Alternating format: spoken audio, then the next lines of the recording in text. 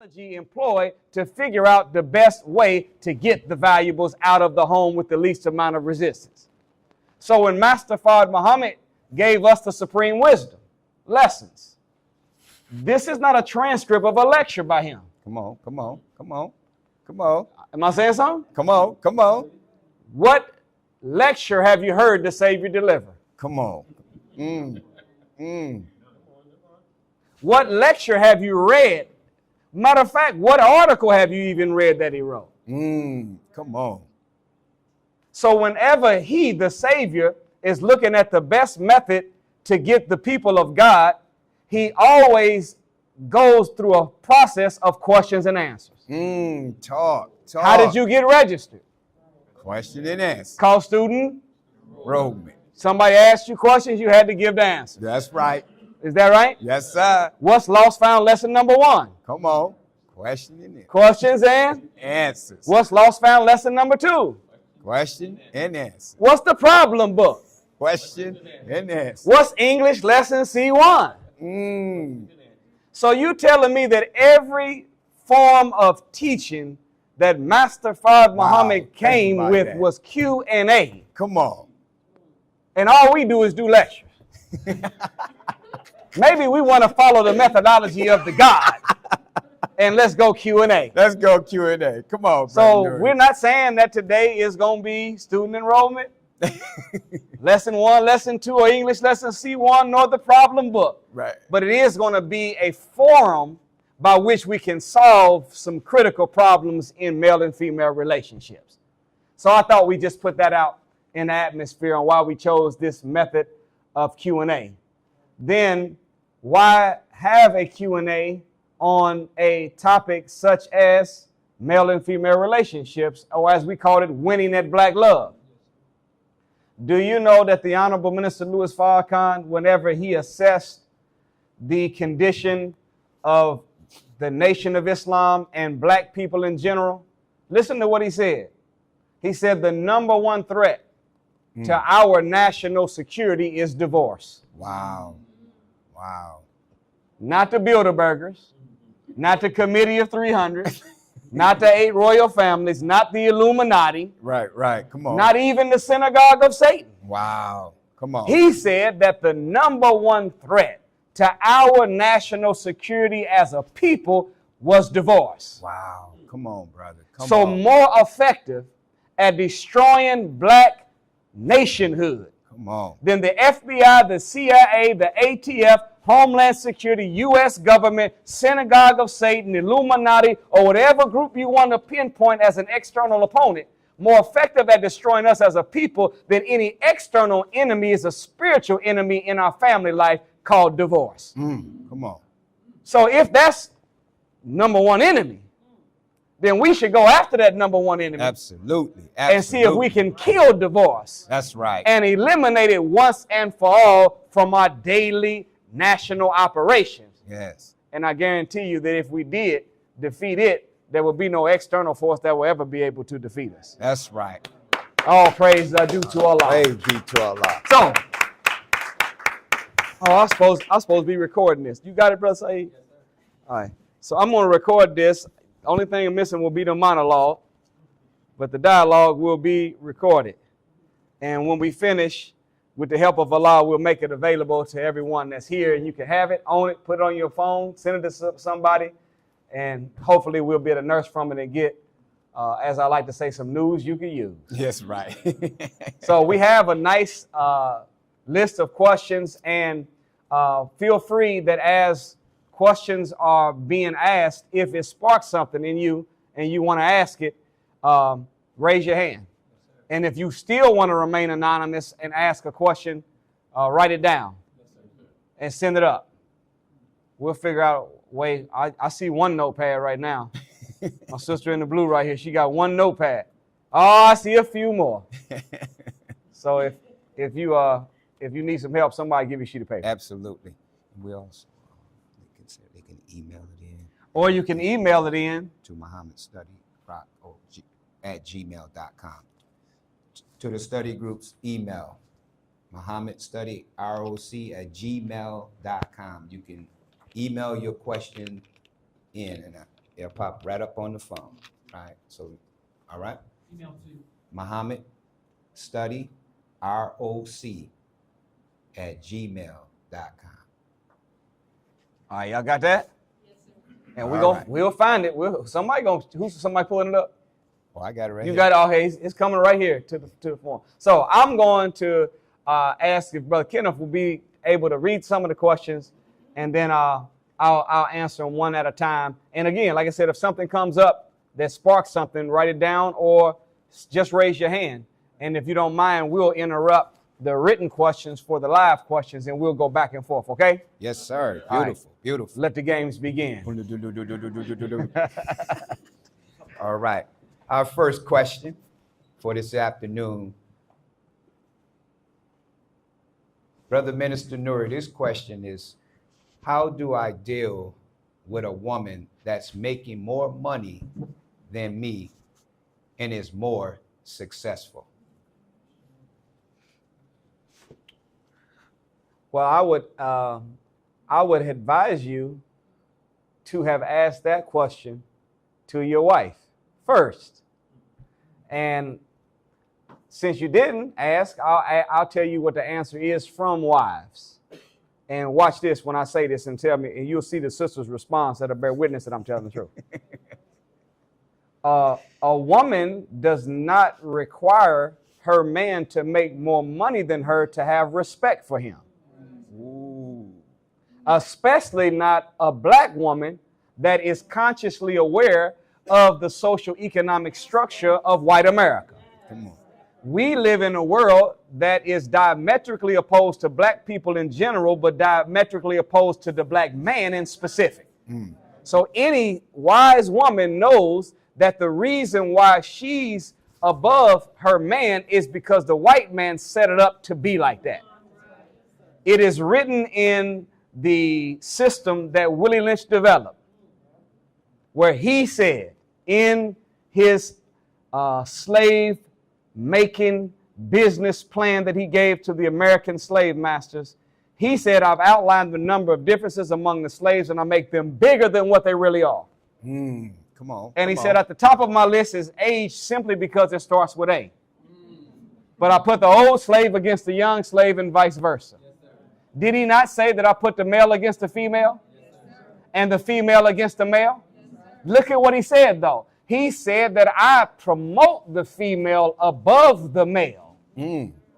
And by weakening her man, who is her natural provider, it puts the black woman into what he called a frozen psychological state. Wow. Think about that for a second. Right. Think about that. So the hand that rocks the cradle rules the World. Well, what hand rocks the cradle? Mothers. Mothers. Right. So the white man, he's saying, I know that I can't be, move your hand out the way, sister. Let me put my hand on your son's cradle or daughter's cradle. But if I can put my mind in black women's mind, then the black woman's hand will still be rocking the cradle, but she'll be rocking in accord with my thinking. That's the slave master. Right. So a conscious black woman, a black woman that is aware that the world is set up and this is a white man's world. And the number one threat to the white male is the black man. So he's going to do everything he can to make sure he keeps the black man down and lifts that black woman up so that he can have a role reversal.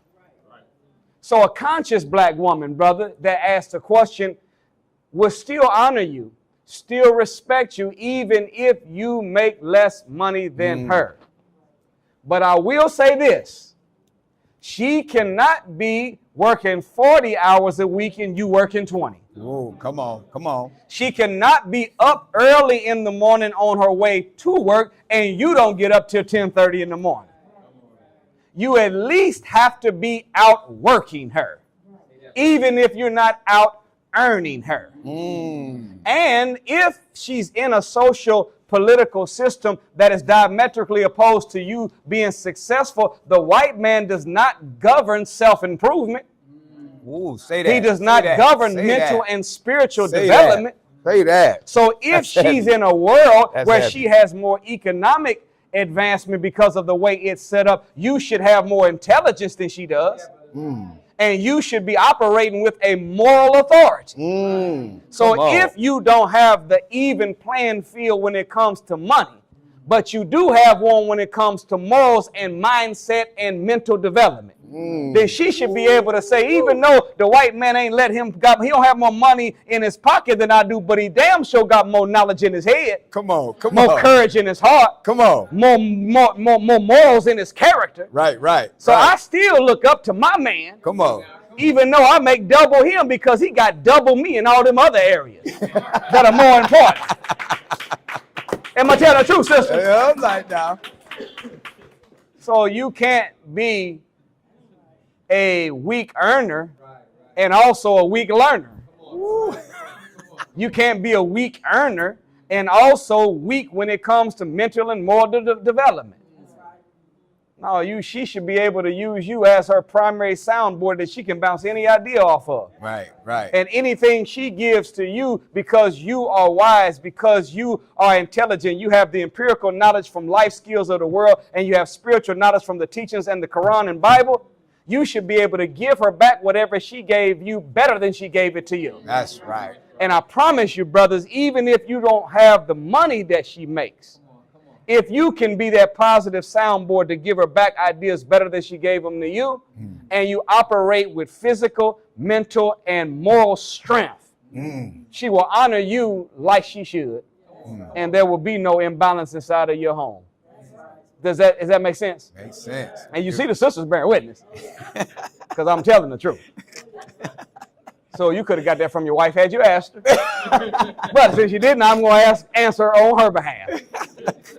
Y'all okay? Yep. Now feel free as we move on. Don't feel like you got to be you can clap, you can bear witness, you can this is a casual, but it should be a spirit-filled setting. Right. Let me tell you something. If you're not having fun, you're doing it wrong. Go ahead, brother. Whatever it is. Go ahead, brother. That's marriage, exercise, that's study, and a forum like this. That's right. I'm coming to have fun. That's right. Come on, brother Nuri. And learn. I'm with, and teach. I'm with y'all you, gonna do the brother. same. You with me? I'm with you, brother. Thank you, brother. Thank you. Let's have fun. Next question. How did you and your wife manage to balance working in the mission and raising a family while also achieving financial success? That's a very, very good question. One of the misconceptions is because study guide number 4 is called Struggle for Balance, we assume that we're supposed to always be doing it. You don't struggle for something with no goal. Every struggle you get in, you're struggling with a goal. That's right. You don't struggle for balance except to one day get balance. Right. The problem, though, is that we have a misconception on how to secure balance. We think that balance comes by giving equal attention to everything. But that's not how balance is achieved. Good point. Good point. There's another way to achieve balance. And that is whenever you have something you're trying to balance and you put the appropriate thing in the middle of it. Come on. And when you have the right object at the center, I can't do my phone, it's too small. But when you have the right object at the center, then that produces balance. Right.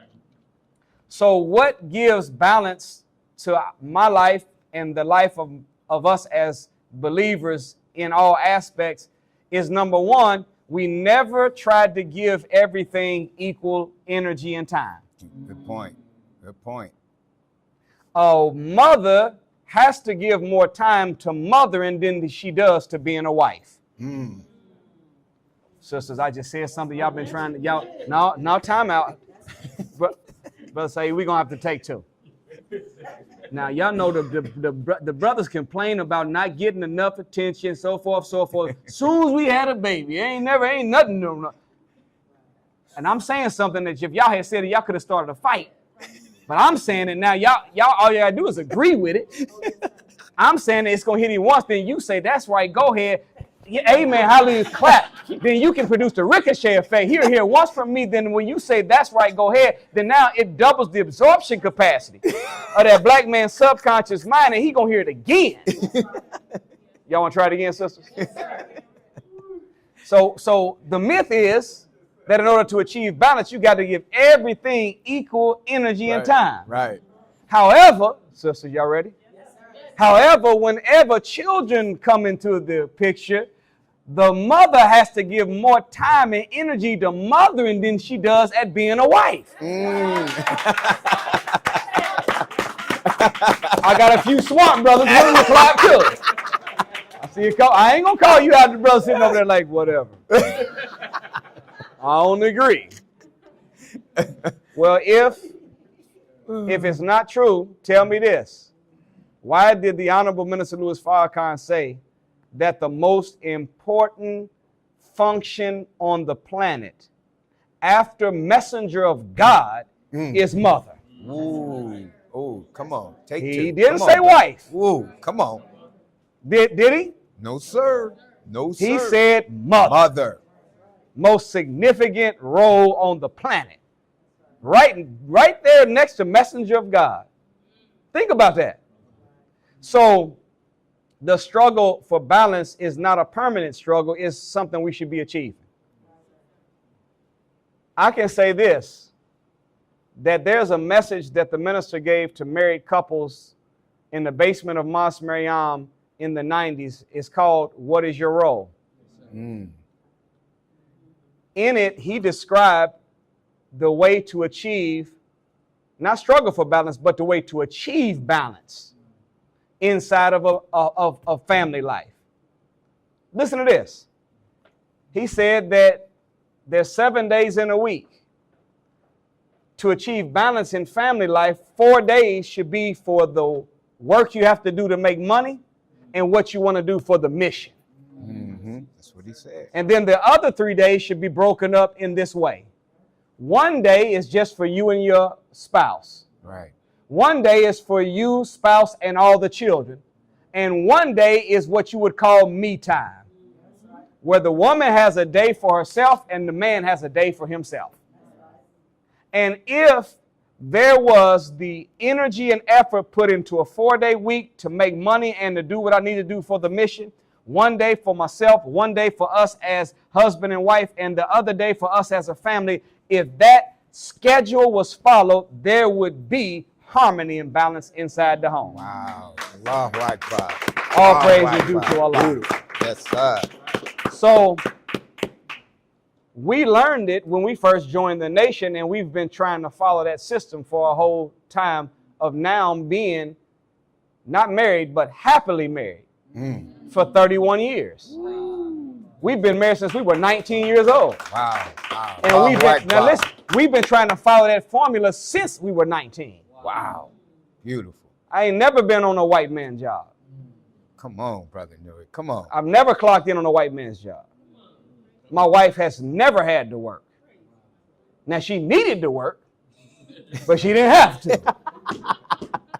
We did need it, but because my wife, no matter what resources we had, in 31 years, my wife has never complained about nothing. Wow.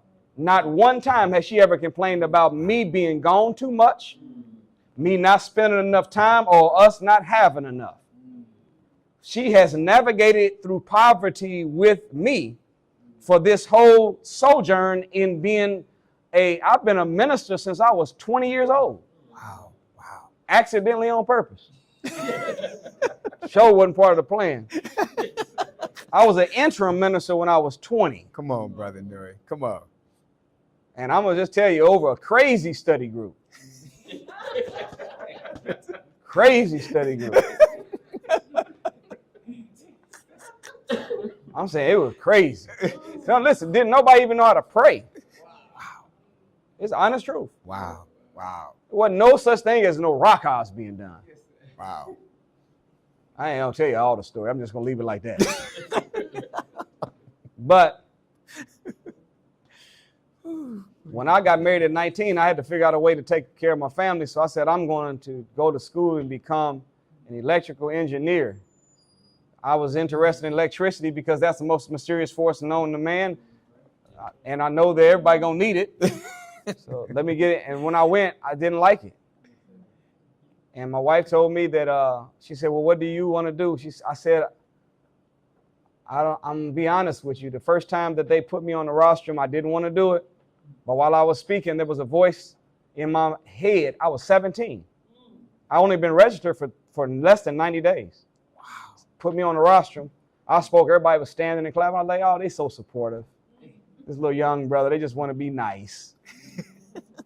I didn't know they were sincere, but wow. I heard a voice in my head while I was speaking. It said, this is what you're born to do. Wow. And I said, is that Prophet Muhammad or Pookie Muhammad?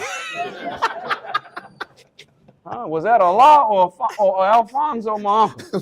Which one? Who was that talking? And when I got off the rostrum, I said, I'll never do this again. But that voice registered, and I wanted to do it. But because my wife has always gotten more joy out of what I do for the mission than what I do for her or my family. And me the same for her. If I'm coming home off the road and my wife tells me that I'm tired, whatever, starving, that, honey, I did not get a chance to cook anything for you before you came home. I know you're not getting in till 11:30 at night. There's nothing there to eat, but I didn't get a chance to cook anything because I've been at the coffee shop with a processing system for the last 3 hours. Come on. You know what I'm going to say? All praise is due to Allah. Come on. Don't go home, stay there. Beautiful. I make a mean egg sandwich. I ain't tripping. I can make an egg sandwich now. Don't worry about it. Even if it ain't no bread, I can make an egg sandwich. But because she's always Beautiful. loved me more for what I do for the minister and the mission than what I ever do for her. If I was out of town and I came home and presented her with a $5,000 handbag, her excitement might be on a 6. Wow. But if I came home, as we did a few weeks ago, and said, honey, we had 500 people at the mosque, 77 first-time guests, her happiness is on 10. Come on. She gets more joy out of what I did for the cause Come on. than what I did for her as a person. That's a healthy marriage. Yeah, beautiful. See, if you are a believer, you should want to see the advancement of your faith more than you want to see the advancement of your family. Does that make sense? Yes, sir. And the minister said that the messenger told him that if you take care of the mission, Allah will take care of your family. The minister said that wasn't just for me, that's for you too. Yes, sir. Beautiful. So you never lose. And I believe that Allah can be a better father and mother to our children than we ever will be. That's right. So if me getting away from parenting, but to help save my people makes Allah want to parent on my behalf, I think that's a good exchange. Yes, sir. That sounds like a good deal to me. That sounds like a good deal. So you don't have to balance it like that. Now, I'm not saying don't spend no time and no energy, because this is the truth. No matter how tired I always was, when I came home, I said to myself that I have to work just as much for my relationships with my children and my wife as I do with the relationship with the people that we're trying to redeem and save. Yes, sir. So before I walked in the house, I would always stop and get some coffee. I knew it wasn't real energy, but I called it do it fluid. Give me a little jolt of some fake energy, but I would come in the house charged up for 2 hours. But that's about all I needed, 2 hours. 2 hours of fun and excitement and messing with the children, talking to everybody, sitting down, whatever it is. And I always tried to make an investment in them. Every Tuesday was family day. We always scheduled it. We were thinking about what we're going to do Tuesday. Yes, sir. And we do a whole day. And we didn't always spend a lot of money, but we would always find stuff to do. Whatever. And we let the children pick. What do y'all want to do today? And we might start off praying together, go for a walk, ride bikes, then go to the library, then leave the library, then go out to dinner, then leave the dinner, go out to a movie, then come back home, sit in the backyard at the fire pit with some halal s'mores. Halal s'mores now. Not no pork mellows. Some Muhammad mellows. And then we'd be out there talking and laughing and then call it a day. But remember, fathers and mothers, children do not spell love L-O-V-E. Children spell love T-I-M-E. And if you give them no time, they feel like you don't love them. Wow. So make time for them. Good teaching. Don't get so caught up in so-called mission work that you don't see your family as part of that mission. Because the sun, moon, and stars is our national, but that national is also a representation of family. Yes, sir. The sun is the man, the moon is the female, and the star is the child. That's why if you look at that national, look at it. It looks like the profile image of a pregnant woman. That's her stomach sticking out, and that's the baby inside. Wow.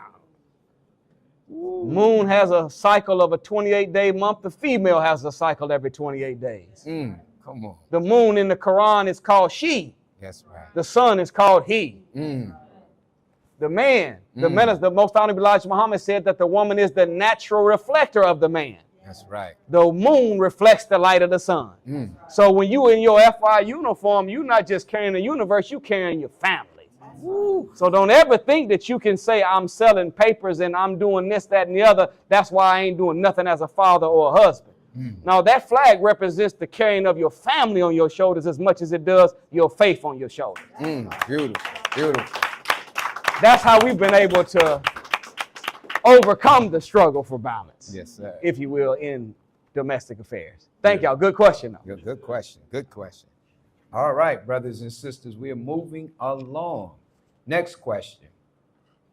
What space should one be in life before considering marriage? What space? Very good question.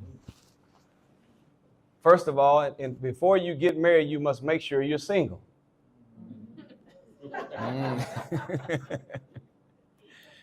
But guess what? You got your seatbelt on? Being unmarried does not mean you're single. You can be unmarried and still not be single. To be unmarried is to be single in one dimension. You're single in your house.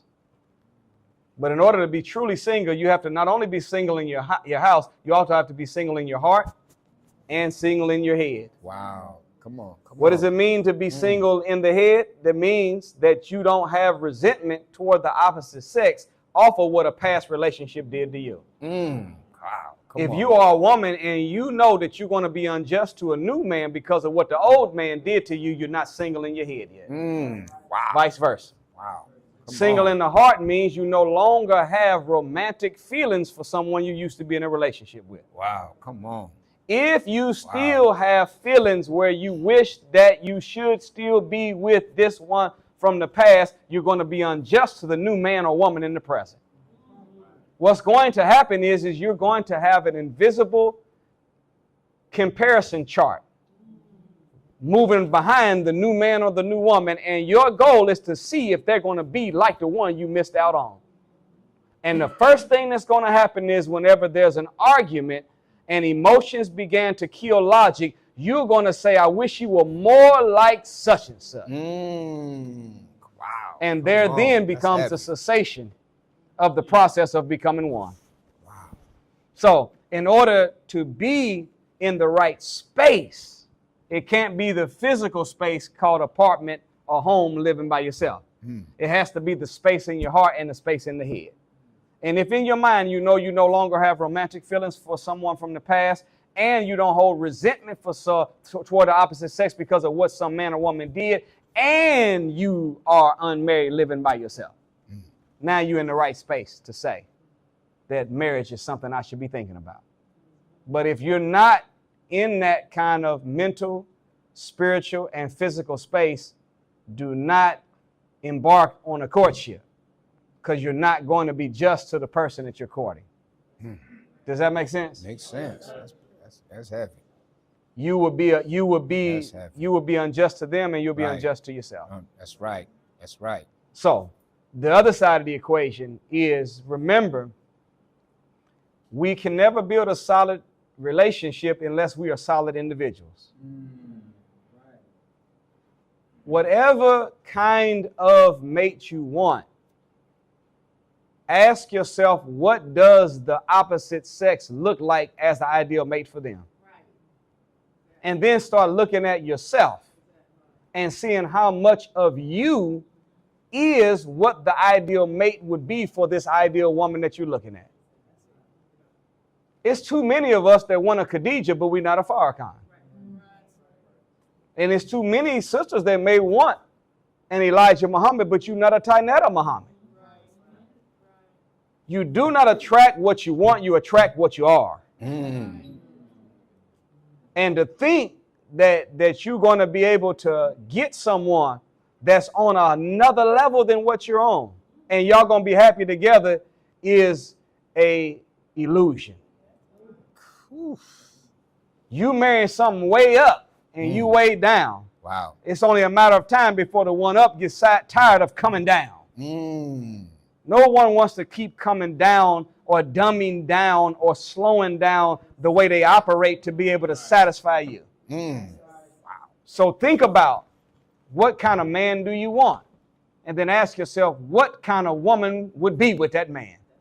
And then how much of that woman am I? And get involved in self-improvement to start becoming that woman. Do you know that the Holy Quran says that God is a matchmaker? In the 24th chapter of the Holy Quran, the 32nd verse, it says, and marry those among you and marry those who are fit. Right. Then look, it said, and if you cannot find a spouse, keep chaste until Allah blesses you out of His grace with a spouse. That's right. Till Allah blesses you out of His grace with a spouse. So He's working on somebody while you working on yourself. Our problem is we trying to work on somebody instead of working on ourselves. Right. That's so we go out into the world and find a sister. Right. Try to bring her here, and then we try to make her into. Right. And you wonder, you thought that she came for the cause, but she came for you. Right. And then when she realized you ain't all that, and you definitely ain't Allah. Right. Soon as you let her down, now she's connecting you and the faith together. Now she abandons the faith because you let her down. Wow. Now you have a disbelieving wife. Wow. That's a dragon. She's a drag on you. She's not helping you meet the goal. She's keeping you from achieving it. Wow. Or vice versa. Yes, sir. Beautiful. So we spend too much energy trying to find the mate and not enough energy trying to become the mate for the one we're trying to find. Beautiful. Beautiful. Work on becoming and let Allah find. That's beautiful. And it doesn't matter whether you are 50, 60, or 70 years of age, or 20 or 30. Allah's not bound by time. Go ahead. Did you just see the white boy that plays the star of the Matrix, Neo? What's his name?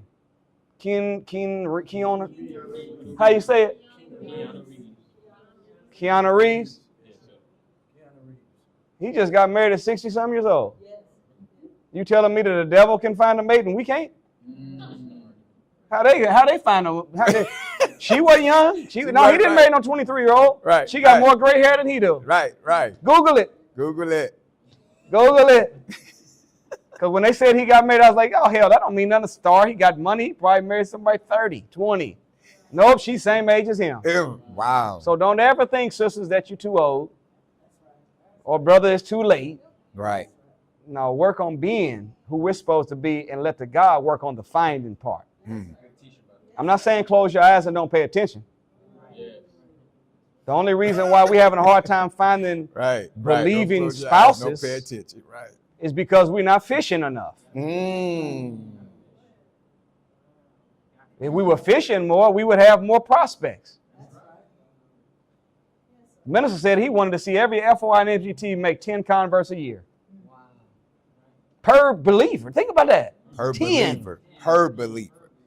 We only believe in one wife. Right, brothers? Yes, sir. And we only believe in one husband. Right, sisters? Yes, sir. So if you're single and you brought 10 people in, only one of them would have been yours. Well, the other 9 are for somebody else. That's right. That's right. Come on. Make sense? Makes sense. Now you look at the pool we have now. You know, and they are prospects, but you got to treat them like suspects. Whenever they have a suspect and the person is not for sure if it's the right one, they do a lineup, don't they? Yes, sir. 1, 2, 3, 4. Everybody turn to the side. Say, I will kill you. You know how they do it. Right. Number 4, step forward. I will kill you. Not them. So that's how they find a suspect. But you got to do the same thing to find a prospect. Good teacher. Good teacher. How does it work in the room? You can see them, but they can't see you.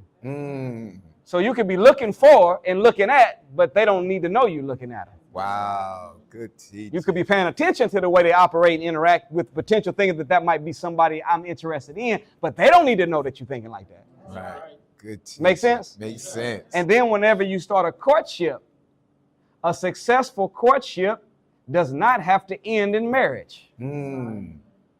That is not the definition of a successful courtship.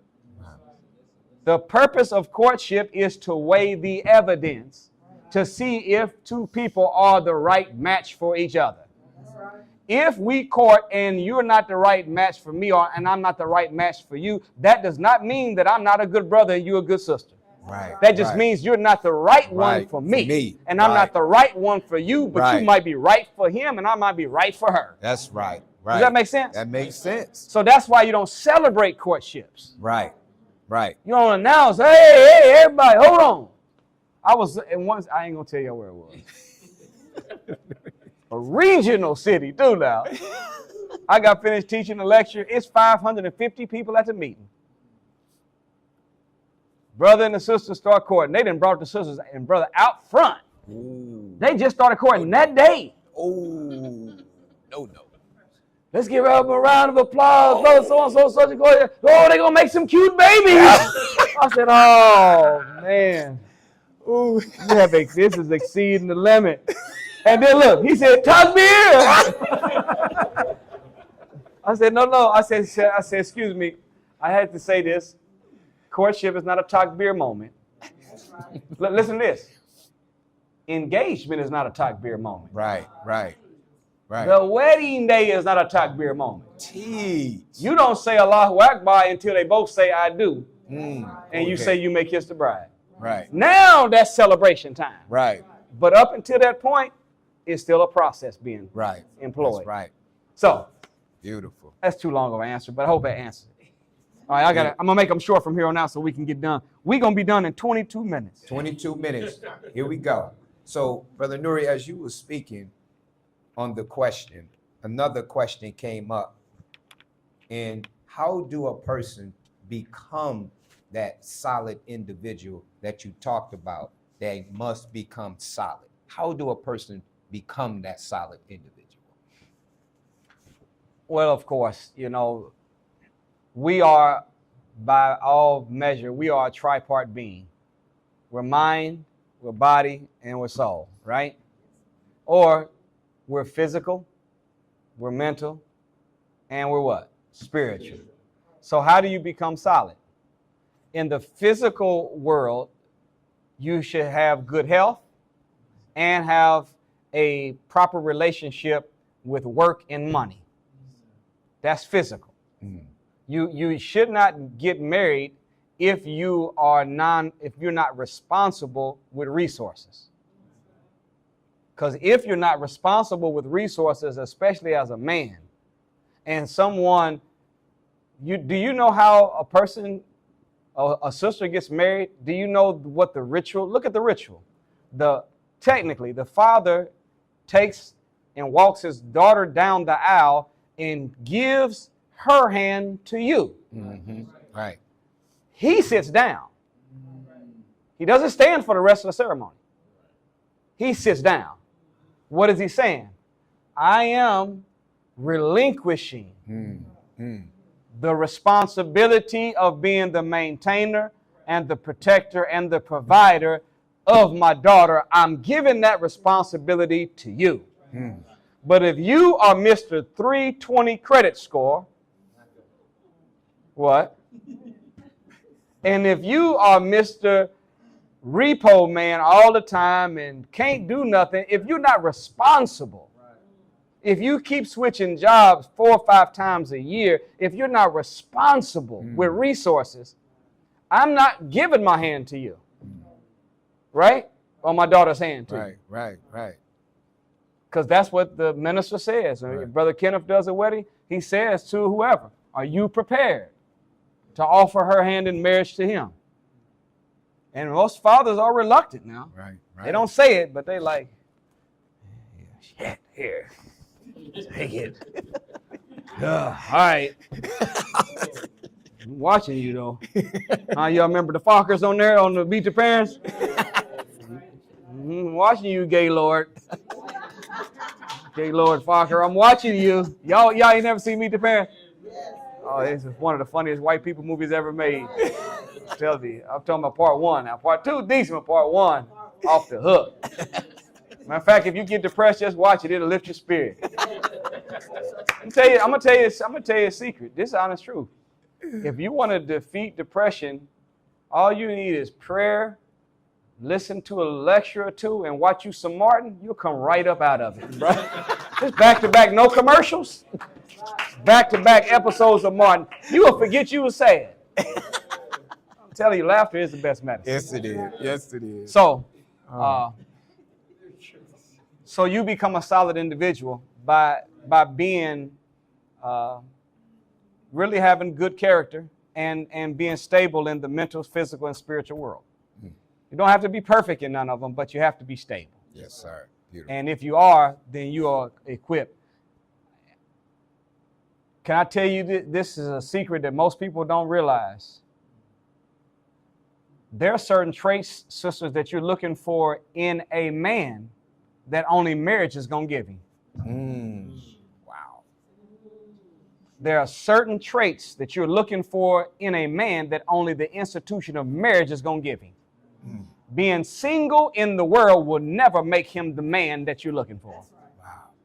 That's why it doesn't say in the scripture for you to find the one and get married. It says, and the two shall become one. Wow. Shall become is a process. Right. I always wondered, why do sisters always beat up the woman that the man cheated with? And they don't beat the man up. I'm like, if you're going to take off your earrings and put Vaseline on and be standing outside somebody's job, it should be your husband. But that ain't what they do. Right. They right outside the sister that found out was messing with her husband, greased up, ready to whoop somebody. But I figured it out. It's because in the subconscious mind of a woman, she knows that the man that you like is the man that I made. Wow. He wouldn't even be that attractive to you, Miss Stress, Miss Side Piece, Miss Other Woman, had I not put in all this work to civilize this Negro. Wow. I done made him what you like. Right. And after all this investment, you ain't reap the benefit? Oh, hell. No, I'm taking these earrings off. I'm whooping your behind. Because you are reaping where you have not sown. Is this right, sisters? So never court thinking he's going to be all that you're looking for. Never court thinking she's going to be all that you're looking for. Right.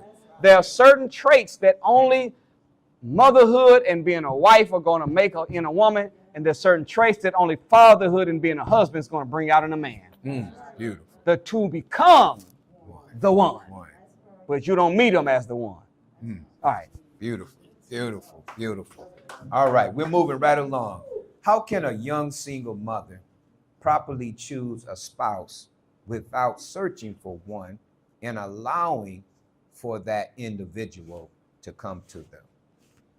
Well, I think we answered that one a little earlier, kind of, didn't we? Would you agree? A couple of y'all agree. Never mind. Never mind. I guess I answered. So we talked about the space to be in, mental, the mind, the heart, right? Head, heart, house, right? But we also talked about becoming more than trying to find. Mm-hmm. And let Allah find and you work on the becoming part. Right, right. Right? Yes, sir. Is that a good enough answer? That's a good enough answer. So, you know, one of the things that will mess you up, sister, is if you become thirsty.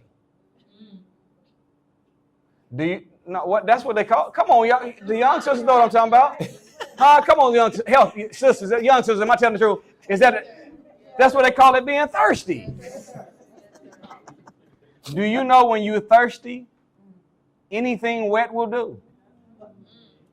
But technically, true thirst is the body demanding water to balance the salt and sodium level in the blood. That is true. That's true. But when you're thirsty, a Fago will do.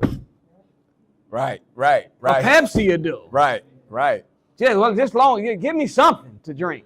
So what happens when you become thirsty as a female, any man will do.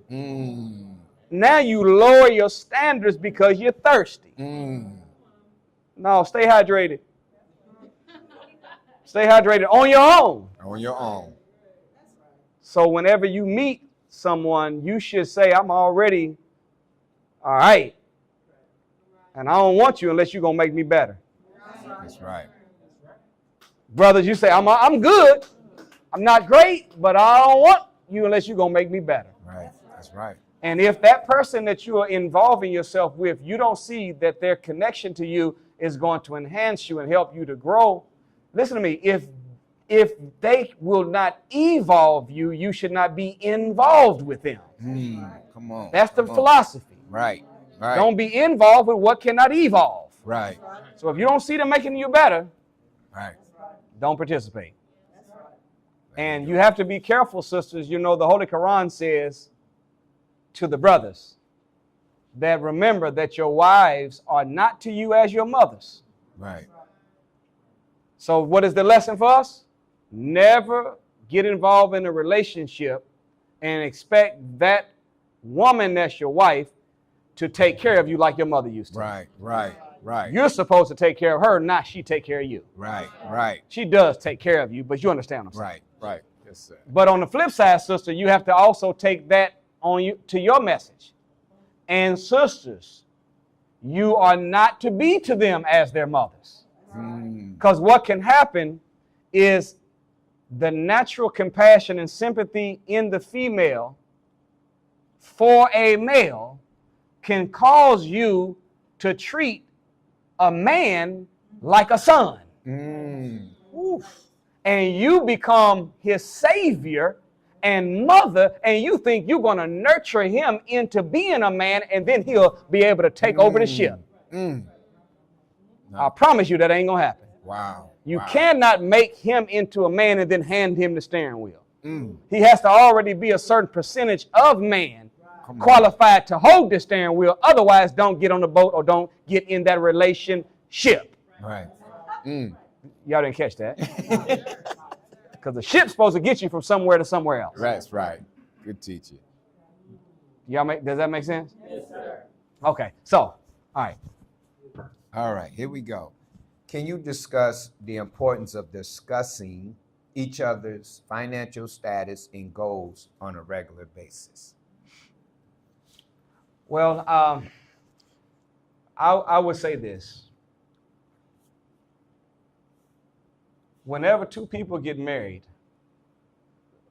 the Holy Quran calls it dowries, which is everything that a woman possesses. Listen to this, brothers, is 100% theirs. They are not obligated to give any of their money or share anything that is their possessions.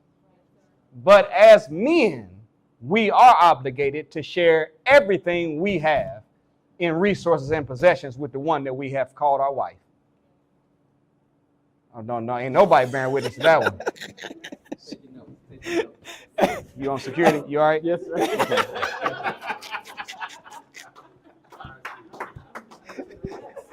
You all right? You got it. Watch him now. Watch him. So, y'all okay? Yes, sir. Go ahead, So brother. look at this. So technically, a woman can say when she gets married, what's yours is mine, and what's mine is mine. Right. But you can never say what's mine is yours and what's yours is mine. Right. No, what's yours is hers, and what's hers is hers. Does that make it? Come on, sisters. I thought y'all had. I'm setting that now through y'all alley-oop now. I'm trying to help you out. So as a man, this is the finance part. The Holy Quran says that the male should provide his woman with clothing, and look at his words, and a good education. Right. That's what it says. And when she carries a burden, she carries a very light burden. Right. Now, education doesn't mean that we're supposed to be our wife's instructors. Right. If that's what it meant, then why come we don't get to go to MGT class? Come on. Huh? Come on. Education, Latin word educere, which means to bring out what God has put in. Right. Your job as a man is to study and be an exterior observer, to look at the gifts, skills, and qualities that Allah has given your wife that she's unaware of or is aware of, and begin to nurture them and bring them out and facilitate means by which she can use those skills to make the world a better place. That's educate. Yes, sir. Then the other side of the equation is provide her with clothing. I thought the sisters was going to clap for that. No, never mind. No, you're blowing it. You just missed out on a monthly shopping spree. That was a monthly shopping spree that was just got from the Quran now. God didn't say it. Provide her with clothing. But no, I ain't doing no take two. Y'all blow it. Y'all get tomorrow. We'll do it again tomorrow. But when she carries a burden, she carries a what? Light burden. The nature of the female is to comfort, to console, and to be a helpmeet. But the nature of the man's job is to maintain, protect, and what? Provide. So you shouldn't even want to be a burden bearer of the financial responsibilities. But you got to be trustworthy enough with the management of resources that she thinks everything's all right. Right. And you should want to operate in a way that she knows that you're not going to make emotional decisions when it comes to the present or the future when it comes to resources. You're going to walk by faith, but you're not going to spend your money by faith. Right. She's got to know that she can trust you and everything's going to be all right. So once you just establish a track record of never having the bills cut off, of her never seeing any disconnect, late bills, and always being able to manage things, she's going to really say, you know what, I don't need to know about none of that. Right. I'm good. Wow. You can carry that burden. I like being able to just coast through life. My wife has no idea what the bills are. Wow. No, listen to me, not one. She knows no amount for no bill. And she has never paid a bill. Ever in life. Since we've been married, 19 years old, never paid a bill. When I say never, I'm saying never, not nothing. Wow. No bill ever in her life. And she don't even care. Wow. We both have checking accounts. We got one together. She got another one. I got another one. But all I do is I got notification in my phone. Soon as it reaches a certain level, transfer. Putting it back over there for her. Send it. Put it back over there for her. But she she didn't count money when we were poor and never counted when we are not as poor. Well, we're not poor, but she doesn't count like that. So I'm saying sharing the finances is something that only is necessary whenever you don't have the proper trustworthy relationship and a man doing what he's supposed to be doing. Beautiful. Beautiful. Okay? Now, you shouldn't make decisions without your wife. I did that wrong. I made a mistake doing that before. I thought she was going to be excited. I said, honey, we was 22 years old. I said, honey, I just bought another house for a rental property. She said, why you should have talked to me about it before you did it. I was like, I thought you was going to be excited. I mean, I will be if I know about. I was like, yeah, that's true. How can somebody help you meet if you won't even share what you're doing? You don't go make a decision that's going to affect everybody and not include everybody. Because I'm a need her later, so why not show I need her now? Right. So, Brother Saeed. You actually just answered my question. Oh, I did? Okay. So yeah, that's the kind of stuff you do. You always are considerate. And I have a saying that when a man is in love with a woman, her desires become his goals. Wow. So I don't even do anything. I don't even care about my happiness. Wow. It's whatever she likes. And it's to a point she knows, my wife knows, don't even compliment something because she's going to get it. Wow. She has to, this is the disclaimer. Oh, that is nice. But when I say that I mean I like it, not for me. I do like it though, but not for me. I do not want it. And I'm like, yes, man, you sure? I'm serious. I like it, but I don't like it for me. All right, so let's move on to the next project. Wow. But that's what it is. And I get more joy out of seeing my wife smile than anything I could ever get from the world that makes me smile. Wow. Beautiful. That's the way it should be. So, and she's not even here right now. Right? Right. And like I'm trying to score no brownie points. She's not here. She's not going to even know I said this. Maybe she'll learn later, but she's not. Okay. Do we have any other crowd questions before we go to the page again? It sounds like the man really has to be very disciplined emotionally when it comes to his spending. Would you agree? I think that's what we're saying. Yes, sir. But, what you don't want to do is you don't want to budget joy out of your relationship. That part. See what I'm saying? Yeah, that's heavy. Yeah. Out to dinner? What do you mean go out to dinner? We can cook it at home. It's $7.80 a piece. We go out to dinner, $35, $40 a piece. And the way you like to order, you want to always get the drink with no refill. You always got to have an appetizer that you ain't going to eat. And you always order a whole bunch of stuff and then it ends up coming home, being in the refrigerator and going to waste. See, now what are you doing? You're budgeting joy out of your relationship. Wow. So you should be willing to, say, we got some discretion in doing things that are not necessary, but are desires. Right. But at the end of the day, if you're going to be the head of the home, you have to have a head on your shoulders. Right. And the scale of emotions versus logic and reasoning is really on the equal opposite of the spectrum. However high emotions are, that's the equal on the spectrum of logic and reasoning. So on a scale of 1 to 10, if my emotions is at a 10, my logic is at 0. If my emotions is at 9, my logic is at 1.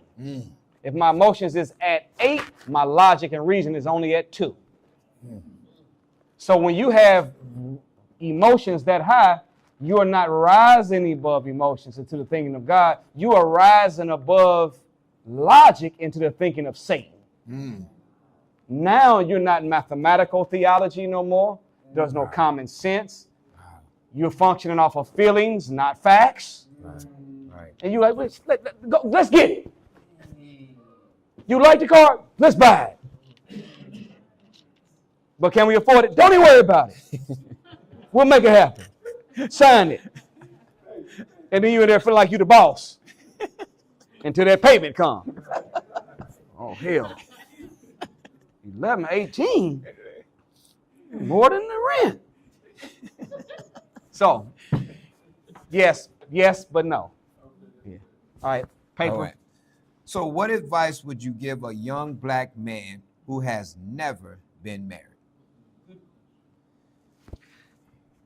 Take advantage of the blessed time of being single. Don't ever look at being single as being a curse. It is a time for you to get yourself together. It's a time for you where you don't have to distribute your energy into the needs of others. You can distribute your energy into the development of yourself.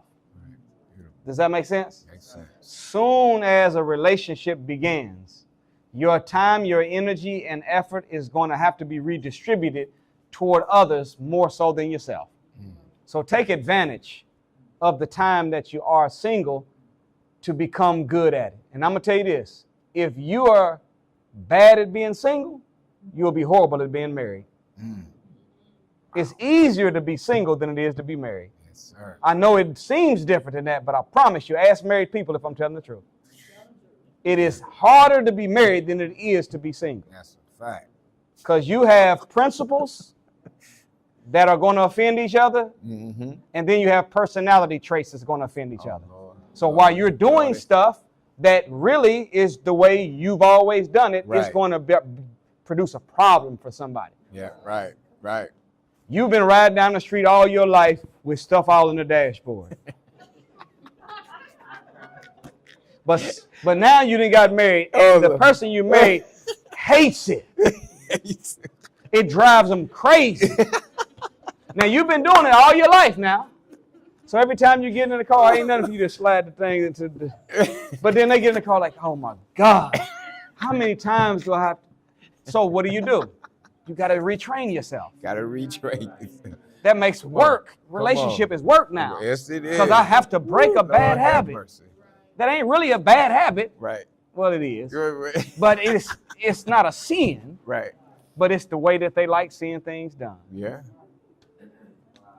I didn't care nothing about washing dishes the next day, but my wife said, no, we cannot go to bed without everything in the house being like it's fresh and brand new. When we wake up, it's got to be a new day. So what do you got to do? Make sure you wash the dishes, right? Right, right. So I'm saying that to say, take advantage of being single.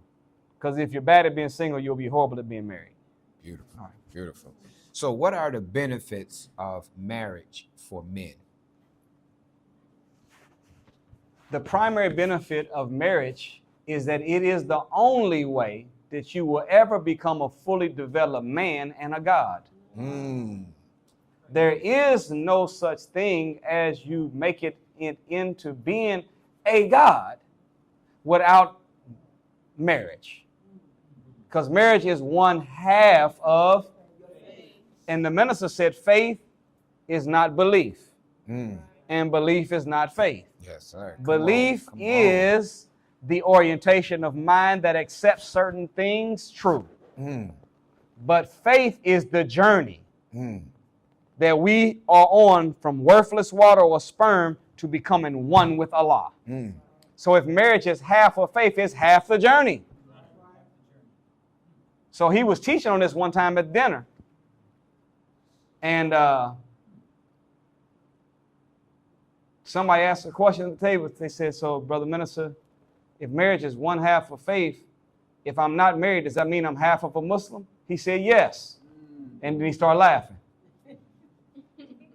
I don't know if he was laughing because he was cracking a joke, or if he was laughing to give some humor to the medicine to make it easier to swallow. Half the journey to become one with Allah comes from being married. There's certain traits and characteristics that we will never develop as a man without the institution of marriage and vice versa. Let me ask you a question. Doesn't the Holy Quran say that Allah created the male and the female in pairs? Yes, sir. Does? Yes, sir. Hands are created in pairs. Arms are created in pairs. Legs are created in pairs, right? Eyes are created in pairs. Ears are created in pairs. If somebody has one of their arms cut off, they're considered handicapped. If someone is missing one of their legs, they're considered handicapped. If we're created in pairs, if we don't have a mate, we're handicapped. Now, a handicap don't mean you're dead. A handicap don't mean that you can't still do things. Right. But it does mean that you can't do things as fast and as effective as you could if you had both your hands or your legs. Wow. So that's the benefit. Throw that wheelchair away, black man. Kick that walker. You're healed. Shamana. All right, okay. Okay, a few more, then we'll wrap it up. All right. So how much time should a brother give a new sister, Brother Nuri, who has just joined the Ma study group? How much time should a brother give a sister before considering courtship or approaching courtship? Yeah, very good question. So you want to see how people relate to Allah and others before you get involved in a relationship with them. The minister said that one of the worst things that we could do is marry someone as soon as they come in. Because now their attention is going to be on the relationship with their husband or mate and not necessarily with Allah like it should be. So the minister said that males and females become distractions for one another. Sometimes a positive distraction, but a distraction nonetheless. So the minute in the book of Hebrews, Paul says, and I'm paraphrasing, that the focus of a woman is her Lord until she becomes married. Right. That's right. Then what does she say? Now her focus has shifted. Now it's on husband and it's on children. Not saying she's not still focused on her Lord, but she's not singular focused on her Lord. So you want to allow people to have a singular focus on their Lord for a protracted period of time so that they can build that relationship up with Allah. Because if they are basing their life and connection off of you and not Allah, as soon as we let them down, Islam let them down. The mission let them down. The mosque let them down. The faith let me down. I tried that Islam stuff, and that nigga was, I tried the Islam stuff. Yeah. Now you didn't put the nigga with the Islam. Right. Because it wasn't Islam that let you down, it was the nigga in Islam. Excuse me, sorry. Islam does dignify. Right. Dignify, denignify. But, so, it's better to watch them go through the process. When you are looking for a mate, you should not be looking for how well she's going to be able to serve as your wife. You should be looking at how well she's going to be able to serve as the mother of your children. Beautiful. Wow. And you can't find that out except that you'd watch her interact with others and interact with Allah and the faith. Beautiful. That's what you want to do. Yes, sir. Beautiful. Make sense, brothers? Yes, sir. Beautiful. All right. We got three more Three questions. more. Yes, sir.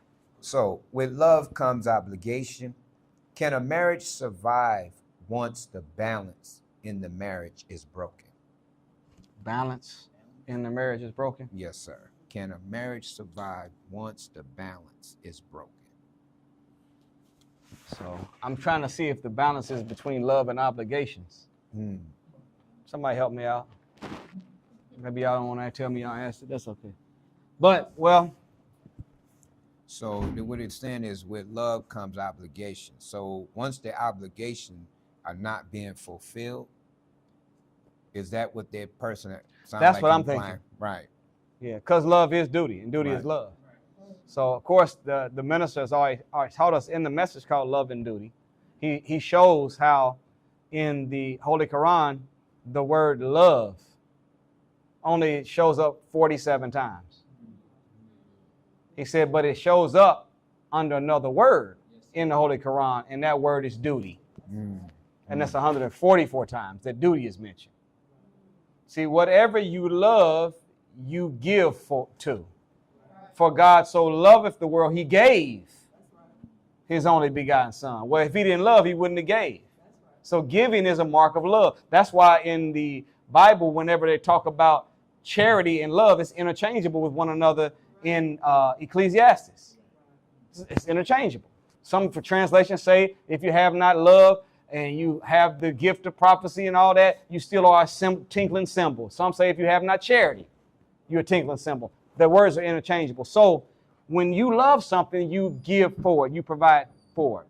So I don't know, if you can say that someone that does not fulfill duty loves you.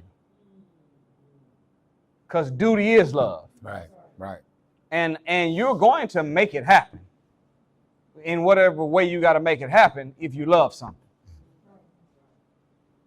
As a man, you have to have a code in your mind that if you woke up broke, you had no business going to sleep.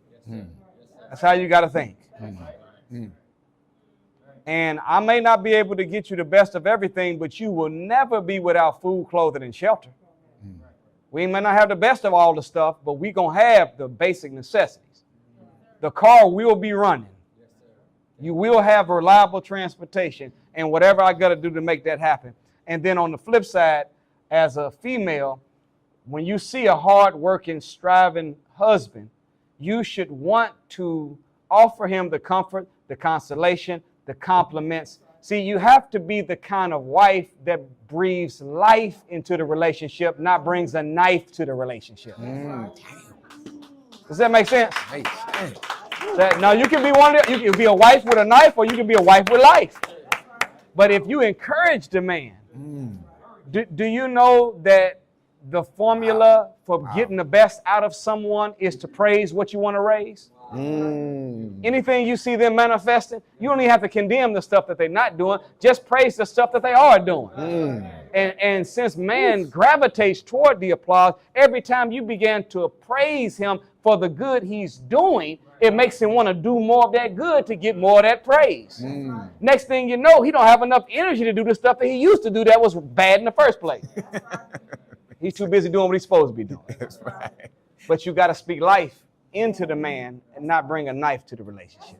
Don't cut him up, inspire him. Beautiful. And when those two are both doing that, then love and duty don't become separated and you don't have an imbalance because they both are the same thing. Beautiful, beautiful. All right. So what would you, I'm trying to reword this question so that everyone understands it. What would you consider as foundational best practices for a strong relationship? A family that prays together. So what should we talked about what a week should look like, right? Yes, sir. All right. That's going to give you balance. But what should a day look like? See, every day should be a new day. Beautiful. So the scripture says, let not the sun set on your anger. Meaning, do not go to bed mad at each other. Because if you go to bed mad at each other, you're waking up to part 2 of Thursday. Good teacher. Not Friday. Good teacher. You want Friday to be Friday. Right. Wow. Good. First day of the rest of our life. Brand new day. Right. So when you start a new day, and you started off by recognizing the one that gave us the day and gave us the ability to observe the day. And then, so my wife and I, we break away from each other. I'm studying a little something, she's studying something. And then guess what? As I'm seeing something that I want to share, I share. As she's seeing something she wants to share, she shares it. We don't start the day with an idiot box on. We don't start the day like this. That's down. We have what's called a frame TV. We have artwork on the TV, not the news. Hell, it ain't nothing but bad news anyway. Why do I want to start my day off with everybody that just got killed? Think about A homicide on 33rd and Euclid. 7 shot, 5 dead. Shooter still on the run. Then national youth, so-and-so just bombed such and such. Right. What the hell I want to start the day like this for? Right. I don't want to rush.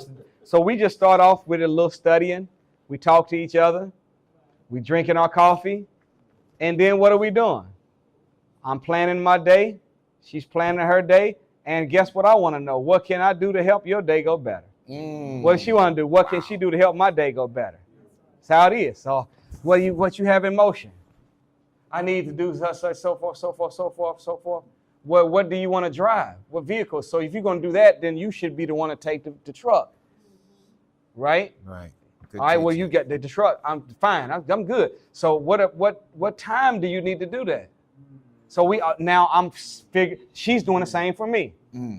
Now we plan our work, and then we do what? We work our plan. Work out plan. Wow. And all the communication with each other throughout the day is kind communication. It's a horrible reality that you can tell whenever married people are talking to each other. Because they're always mean and cold and short. Wow. At the mosque, we have a complex. So we have businesses in the complex. And I can't catch them no more, but originally I used to catch everybody, and I would always tell them, was you talking to your husband, wasn't you? Yeah, how did you know? Because you was cold, mean, and short. Was you just talking to your wife? Yes, sir. He said, I said, how did you know? How you know? Because you was cold, mean, and short. But you wasn't like that with the customers. You wasn't like that with the other sisters that came in. You wasn't like that with the other FOI that came in.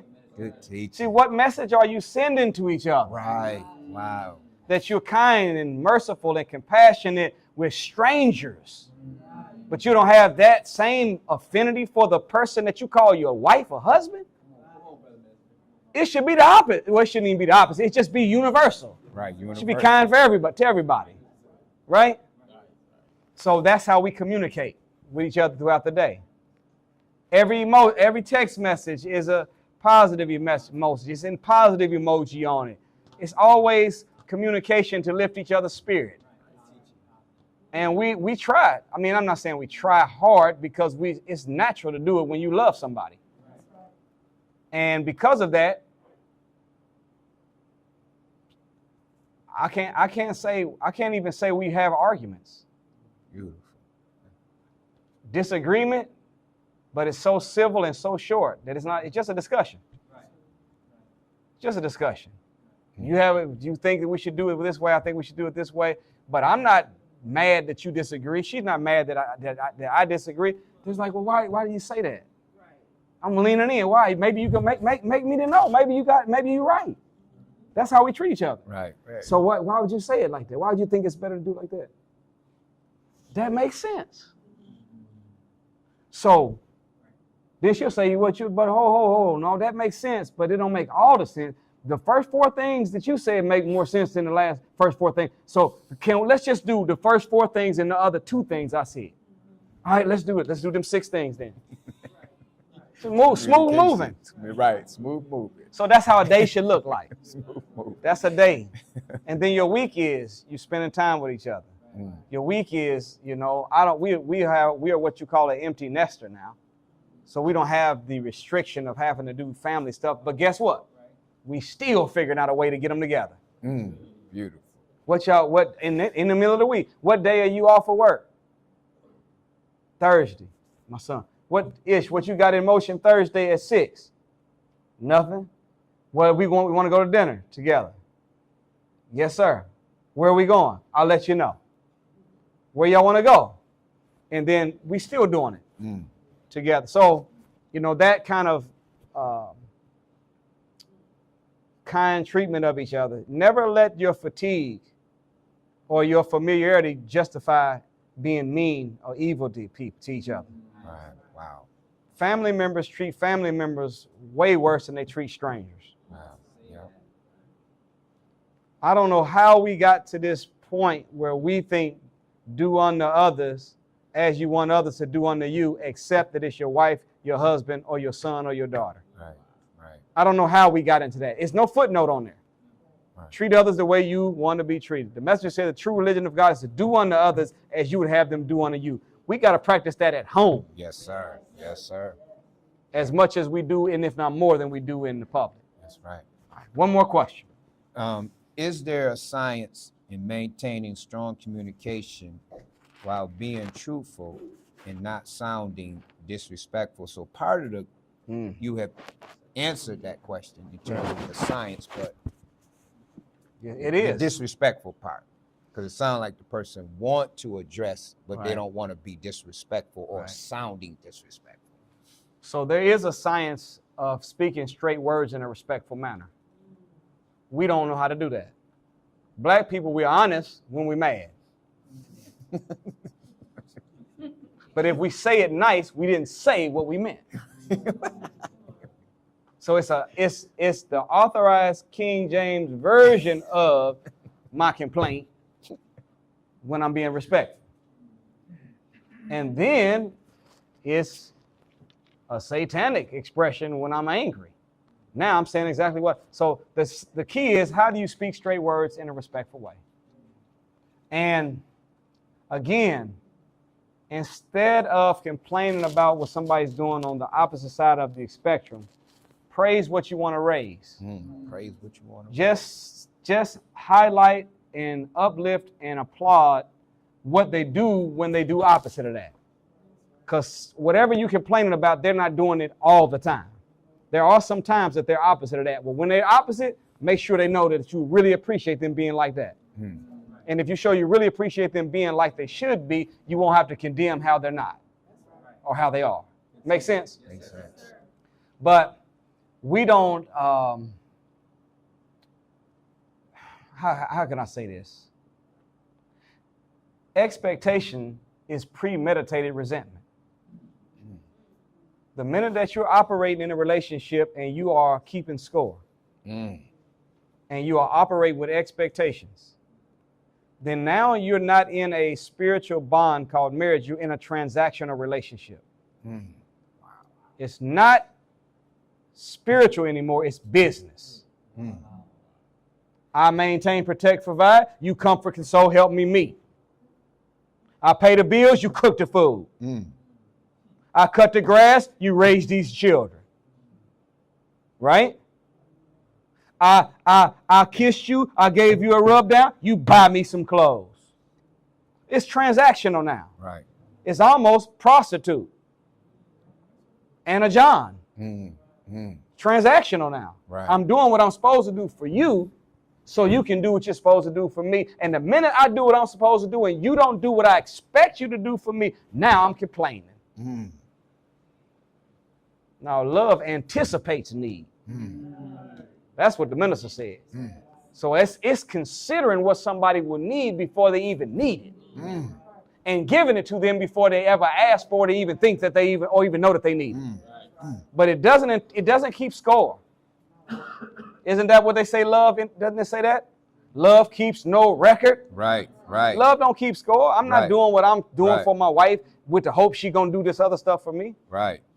I'm doing what I'm doing for her because I enjoy doing it. And when two people are competing to out-love each other, not keeping score, I'm going to do this and you got to do that for me, you got a healthy relationship that's spiritual. But when two people are just going back and forth, that I do my part, you do your part, everything's job description related, you're in a transactional business relationship, not a spiritual bond to become one with Allah. Beautiful. Make sense? Makes sense. So I thank y'all so much, brothers and sisters. Thank you, brother. For giving us your time this evening. Did everybody get some good stuff? Oh, yeah. Good. All right.